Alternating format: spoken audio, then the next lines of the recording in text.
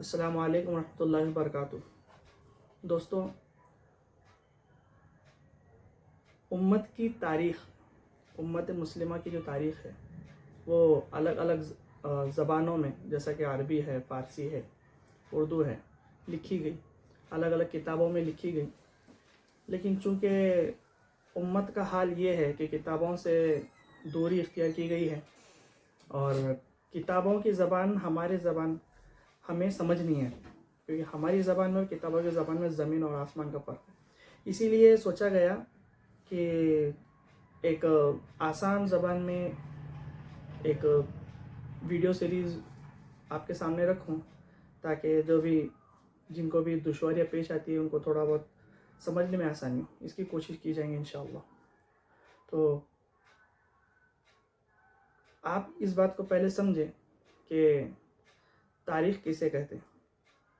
تاریخ کے بارے میں اس سے پہلے ایک ویڈیو ریکارڈ کرایا گیا، جو اینشنٹ انڈیا کا جو میں نے ویڈیو ریکارڈ کرایا تھا، اس کے اندر اس کے بارے میں اچھی خاصی ڈیٹیل میں نے تاریخ کے بارے میں بتائی۔ اب امت مسلمہ کا جو تاریخ ہے وہ الگ الگ کتابوں میں بیان کیا گیا، جو عربی میں ہے، جیسا کہ البدایہ والنہایہ، تاریخ ابن کثیر جس کو کہتے ہیں، اس کے بعد مقدمہ ابن خلدون ہے، اور تاریخ ابن اسیر ہے، اور تاریخ طبری ہے۔ یہ عربی کتابیں ہیں، اور انہی سے ماخوذ بہت ساری کتابیں اور لکھی گئیں الگ الگ زبانوں میں۔ اردو زبان میں بھی کچھ تاریخ کی کتابیں، یعنی تاریخ امت مسلمہ ہیں یا پھر سیرت کی کتابیں ہیں، یہ ساری تاریخ کی کتابوں میں ہی آتی، تو یہ اردو میں بھی لکھی گئی ہیں، جیسا کہ تاریخ اسلام ہے، شاہ معین الدین ندوی صاحب کی ہے، تاریخ ملت ہے، عمیر مرزا کی ہے، اور اکبر شاہ نجیب آبادی، مولانا اکبر شاہ نجیب آبادی، ان کی بھی ایک کتاب ہے تاریخ اسلام، یہ بھی بڑی فیمس ہے، اور ابھی فی الحال میں اسی کا بھی مطالعہ کر رہا ہوں۔ اور اسی کے ساتھ ساتھ ایک نئی کتاب بھی لکھی گئی جو کہ زیادہ میرے کو صحیح لگتی ہے، تاریخ امت مسلمہ، یہ مولانا محمد اسماعیل ریحان صاحب کی کتاب ہے۔ تو تاریخ کا مطلب کیا، تاریخ کا تعارف کیا، کہ زمانے کے حوادث و واقعات پر اور وقت کی ترتیب ملحوظ رکھ کر، وقت کی ترتیب کو کنسیڈر کرتے ہوئے بحث کرنا، اس کو تاریخ کہتے ہیں۔ اور ہر ایک چیز کا مقصد رہتا، ہر ایک سبجیکٹ یا ہر لینگویج، ہر ایک جو آرٹ جو ہے، اور کیا بولیں گے اس کو، ہر جو موضوع رہتا اس کا کچھ نہ کچھ مقصد رہتا اور کچھ نہ کچھ فوائد رہتے، اس کے فائدے رہتے۔ تو مقصد تاریخ کا یہ ہے کہ گزشتہ واقعات جو ہوئے ان سے عبرت حاصل کریں، ہے نا۔ ابھی آئیں گے انشاءاللہ، قوم نوح ہے، فرعون ہے، اور نمرود ہے۔ یہ فرعون اور نمرود یہ بادشاہ تھے، ان کا کیا حال ہوا، کیوں ہوا، اس کے پیچھے ریزن بھی ہے، تو ان سے عبرت حاصل کریں۔ تو یہ ہے تاریخ کا مقصد۔ عربی لغت میں الاعلام بالوقت کہا جاتا ہے، جو تاریخ کو ہے نا، الاعلام بالوقت یعنی کیا، وقت بتانا۔ اور اس کی اصطلاحی معنی جو ہے تاریخ امت مسلمہ کے کتاب کے اندر بہت بہترین طریقے سے مولانا اسماعیل ریحان صاحب نے کہے، اور وہ یہ ہیں کہ پیج نمبر 36 پر ہے، ایسا علم جس میں وقت کا تعین کے ساتھ زمانے، اس کے حالات اور متعلقات کے احوال پر بحث کی جائے۔ اور اس کے اصطلاحی معنی میں تاریخ کے اصطلاحی تعریف میں کئی اقوال ہیں۔ علامہ ابن خلدون رحمۃ اللہ علیہ، جنہوں نے مقدمہ ابن خلدون لکھی، وہ لکھتے ہیں کہ گزشتہ ایام، گزشتہ حکومتوں اور گزرے ہوئے ادوار کے لوگوں کی خبر، اس کو تاریخ کہتے ہیں۔ یہ اصطلاحی معنی۔ تاریخ کا جو اصل موضوع ہے، یعنی وہ مواد جس پر ایک مورخ کی نگاہ ہمیشہ رہتی ہے، جو مورخ کا مطلب کیا، جو تاریخ لکھتے ہیں، تاریخ کو کسی نہ کسی طرح سے محفوظ رکھتے ہیں، مورخ کی نگاہ ہمیشہ مرکوز رہتی ہے، وہ کیا ہے، قوم ہے، ملک ہے، یا پھر کوئی مشہور شخصیت ہے، ان کے حالات، یہ جو ہے تاریخ کے اصل موضوع رہتے ہیں۔ اور تاریخ کے موضوع کے بارے میں علامہ سخاوی رحمۃ اللہ نے لکھا ہے کہ انسان اور زمانہ، یہ زیادہ تر تاریخ کا موضوع رہتا ہے۔ اسپیشل جو ٹاپک جو چوز کی جاتی وہ کیا ہے، انسان اور زمانہ۔ اب بات آتی ہے تقویم کی۔ تقویم کا مطلب کیا، یاد رکھنے کا طریقہ، جیسے کہ کوئی حادثہ ہوتا ہے یا پھر مان لیجیے کوئی ایک انسیڈنٹس پیش آتا ہے، جیسے کہ کوئی پروگرام ہوا یا کوئی جنگ ہوئی یا کوئی کسی شخصیت کی پیدائش کا وقت ہے یا موت کا وقت ہے. یہ یاد رکھنے کا ایک طریقہ پہلے زمانے میں الگ الگ ہوتا تھا. جیسا کہ ایک بڑا کوئی کسی بڑے شخص کی موت ہے. علامہ سیوطی رحمۃ اللہ علیہ نے ایک طریقہ بتایا. ان کا ماننا یہ تھا کہ شروع میں آدم علیہ السلام جب دنیا میں اتارے گئے تو لوگ وہاں سے چیزوں کو یاد رکھتے تھے. پھر طوفان نوح آیا تو نوح علیہ السلام کے زمانے میں جب طوفان آیا تو طوفان سے 1 سال بعد، طوفان سے کچھ عرصے پہلے، طوفان سے کچھ عرصے بعد، اس طریقے سے یاد رکھا جانے لگا. پھر جب بنی اسرائیل کی باری آئی تو بنی اسرائیل نے ابراہیم علیہ السلام کے تعلق سے جب ابراہیم علیہ السلام کو آگ میں ڈالا گیا تو وہ اس کے آگے یا اس کے پہلے کا واقعہ، اس طریقے سے کوئی بھی اگر واقعہ پیش آتا تو اس کو یاد رکھتا ہے کہ یہ جو واقعہ ہے ابراہیم علیہ السلام کے آگ میں ڈالے جانے کے پہلے کا واقعہ ہو یا پھر یہ ابراہیم علیہ السلام کے آگ میں ڈالے جانے کے بعد کا واقعہ ہو.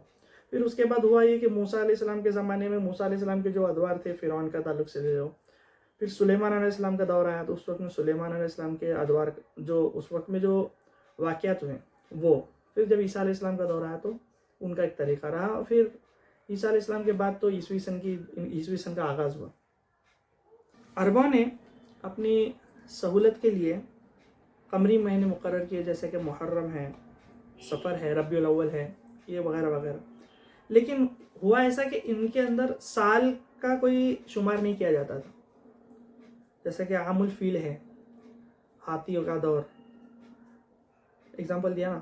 اور اسی طرح اس میں بھی مہینے ہوتے تھے تو مہینے تھے لیکن سال نہیں تھا، اسی لیے اس کو عام الفیل کہا جاتا تھا.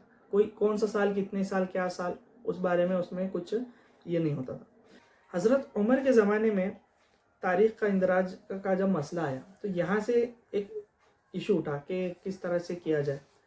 اس وقت میں تاریخ اور مہینے ہوتے تھے، 6 مہینہ، 6 رجب، لیکن سال نہیں ہوتا تھا. تو 10 سال حضرت عمر رضی اللہ تعالیٰ عنہ کی خلافت چلی. اس وقت میں کس سال میں کیا کہا گیا تو یہ مسئلہ آیا. تو حضرت ابو موسیٰ اشعری رضی اللہ تعالیٰ عنہ نے اس طرف متوجہ دلائی کہ بھئی یہ مسئلہ آ رہا ہے، کیا کیا جائے.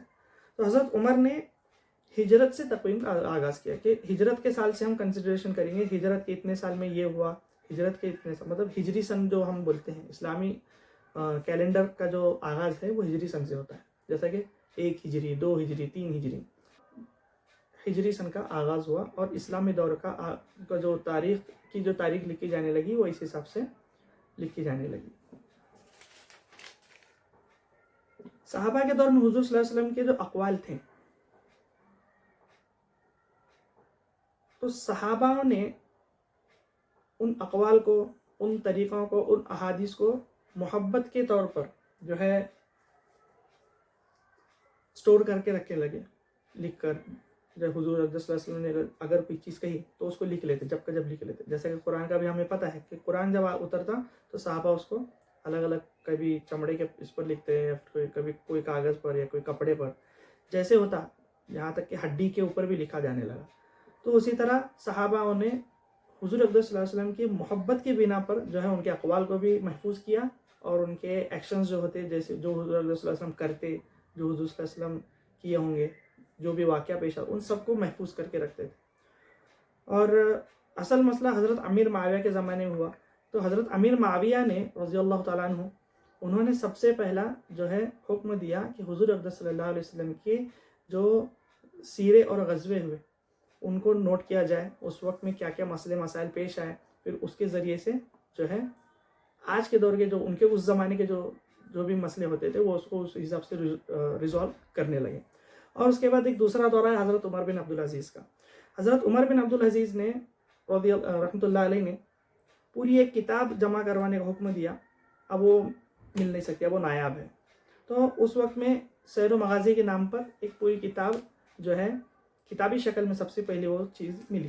اور اس کے بعد سیرت کے جب بات اگر ہم کریں تو ابن اسحاق رحمۃ اللہ علیہ نے سب سے پہلا سیرت کی کتاب لکھی. تو اس طرح سے اسلامی دور میں تاریخ کا آغاز ہوا. اصل جو اسلامی، اگر ہم کہیں گے اسلامک ہسٹری کی اگر بات کریں تو کوئی کسی بھی چیز کی جب تاریخ کی بات کرتے ہیں تو اس کی شروعات کے بارے میں آتا ہے. تو اسلام کی شروعات تو تب سے ہے جب سے اللہ تعالیٰ نے اس دنیا کو بنایا.